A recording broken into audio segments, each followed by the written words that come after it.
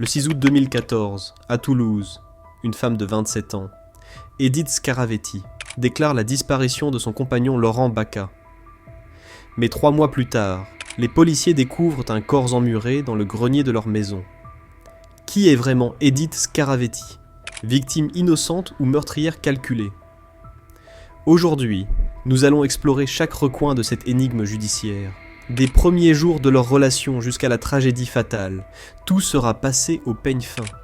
Préparez-vous pour un voyage glaçant dans les ombres d'une affaire qui reste encore aujourd'hui entourée de mystères. Tout commence comme une romance ordinaire. En 2004, Edith, une jeune femme fragile mais déterminée, rencontre Laurent Baca, un homme charismatique de 10 ans son aîné. Ils tombent rapidement amoureux et en l'espace de quelques mois, elle tombe enceinte. Pourtant, derrière cette apparente idylle, se cachait une vérité bien plus sombre. Dès les premières années de leur vie commune, Laurent devient dominateur. Selon Edith, il était alcoolique, violent et même jaloux, au point de l'empêcher d'avoir des amis. Elle raconte qu'il lui infligeait des humiliations publiques, la forçait à subir ses désirs sexuels et, pire encore, la marquait de ses initiales sur la peau, avec un couteau chauffé à blanc. Mais comment une femme aussi vulnérable que cela a-t-elle pu survivre pendant près de 10 ans dans une telle situation? Certains témoins confirment ces accusations, tandis que d'autres dépeignent Laurent comme un homme charmant et attentionné. La vérité semble floue, comme si 2 réalités coexistaient sous le même toit. Jusqu'à ce fameux jour du 6 août 2014, quand Laurent Baca disparaît sans laisser de traces. Au début, tout semble normal. Edith signale la disparition de Laurent au commissariat, expliquant qu'il aurait pu partir faire un go fast, un trafic de drogue risqué. Les proches de Laurent sont inquiets, mais restent confiants. Après tout, ils connaissent cet homme aimant et protecteur qui ne manquerait jamais ses enfants. Cependant, les jours passent, puis les semaines. L'inquiétude fait place aux suspicions. Pourquoi Edith n'a-t-elle pas participé aux recherches ? Pourquoi semble-t-elle si détachée face à la disparition de son compagnon ? Les questions s'accumulent, et les réponses restent vagues. Puis, un événement change tout. Une collègue d'Edith révèle avoir vu des bleus sur son visage et entendu parler de violences conjugales. Cette information relance l'enquête.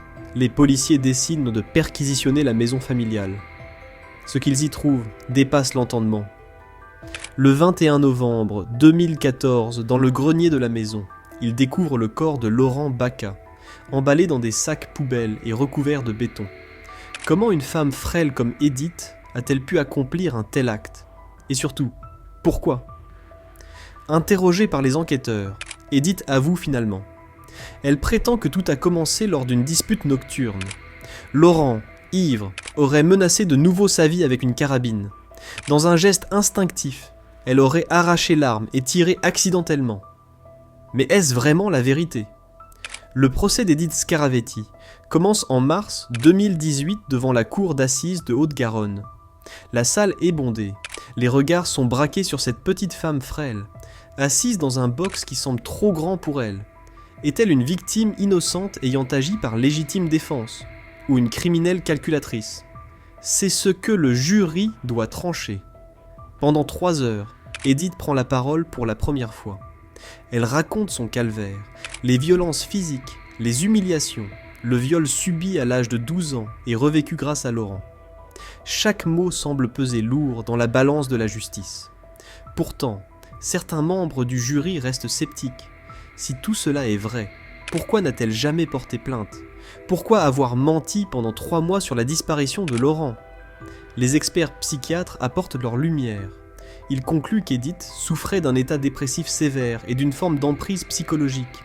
Ses actions auraient été influencées par une fragilité mentale accentuée par des années de maltraitance.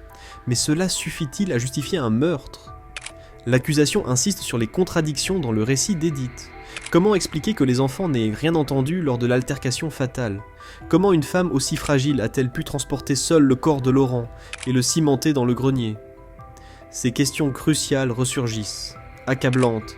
De l'autre côté, la défense s'appuie sur l'affaire Jacqueline Sauvage, alors très médiatisée. Cette dernière avait également tué son mari violent après des décennies de souffrances silencieuses. Le contexte social joue en faveur d'Edith. Certains jurés semblent touchés par son histoire tragique, tandis que d'autres demeurent dubitatifs face aux mensonges et à l'absence de preuves tangibles des violences conjugales.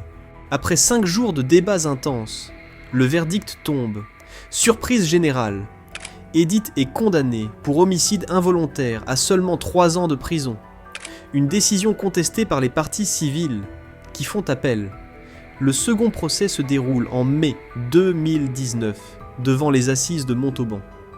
Cette fois, l'ambiance est différente. L'accent n'est plus mis sur les violences conjugales, mais sur les faits eux-mêmes. Comment Edith a-t-elle dissimulé le corps ? Pourquoi a-t-elle menti pendant 3 mois ? Ces questions dominent les débats. Le président de la Cour adopte une approche plus distante. Il interroge Edith avec minutie sur les détails techniques. Comment a-t-elle transporté le corps ? Comment a-t-elle coulé le béton ? Les photos de la reconstitution sont projetées, montrant chaque étape macabre. Edith, visiblement tétanisée, peine à répondre. Son avocat tente de défendre sa cause, mais la charge s'est durcie. Les témoignages divergent toujours. D'un côté, des amis décrivent Laurent comme un homme charmant et attentionné. De l'autre, plusieurs personnes affirment avoir vu des traces de violence sur Edith ou entendu des disputes violentes. Un témoin clé, une belle-sœur, raconte même avoir vu Laurent empoigner Edith par les cheveux lorsqu'elle était enceinte. L'avocat général requiert cette fois 15 ans de réclusion criminelle. Il met en avant l'incohérence des versions d'Edith et ses mensonges prolongés. On n'enterre pas quelqu'un au fond du jardin en plein été sans raison valable, martèle-t-il. Pour lui, il ne peut s'agir que d'un homicide volontaire. Après plusieurs jours de délibération, le verdict final était prononcé. Edith est reconnue coupable d'homicide volontaire et condamnée à 10 ans de prison. Une sentence qui marque la fin d'une longue bataille judiciaire, mais laisse encore de nombreuses interrogations en suspens. Aujourd'hui, Edith Scaravetti vit en liberté conditionnelle après avoir purgé 14 mois de sa peine pour bonne conduite. Mais quelle était vraiment la vérité derrière cette affaire complexe ? Était-elle une victime poussée à bout, ou une meurtrière froide et calculatrice ? Cette histoire soulève des questions essentielles sur la violence conjugale, la responsabilité individuelle et les limites de la justice. Elle nous rappelle aussi combien il est difficile de comprendre les motivations humaines lorsque celles-ci sont façonnées par des années de souffrance silencieuse. Edith Scaravetti a-t-elle tué Laurent Baca, accidentellement, dans un moment de désespoir, ou était-ce un meurtre prémédité ? La réponse à cette question dépend largement du prisme par lequel on choisit de voir les faits.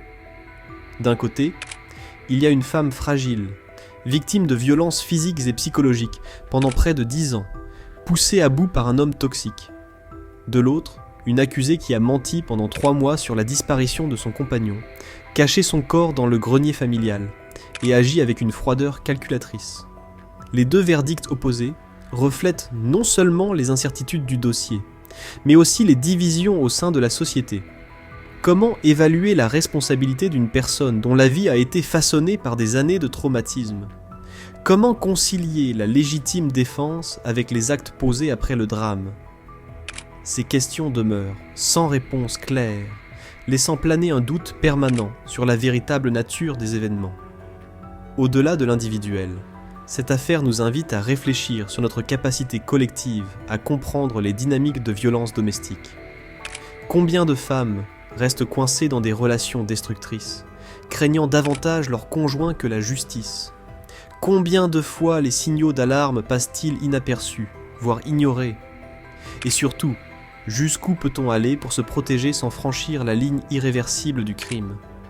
En conclusion, l'affaire Edith Scaravetti n'est pas simplement une histoire de meurtre ou d'accident. C'est une invitation à mieux comprendre les mécanismes de l'emprise, les conséquences des violences invisibles et les dilemmes moraux auxquels peuvent être confrontés celles et ceux qui subissent ces abus. Peut-être que la vérité ne sera jamais entièrement révélée, mais une chose est certaine, cette affaire continuera longtemps à hanter les esprits. Merci d'avoir suivi cette exploration approfondie. Si cette histoire vous a touché ou interpellé, n'hésitez pas à partager vos pensées dans les commentaires. Abonnez-vous pour découvrir d'autres enquêtes fascinantes. Rendez-vous très bientôt pour une nouvelle vidéo.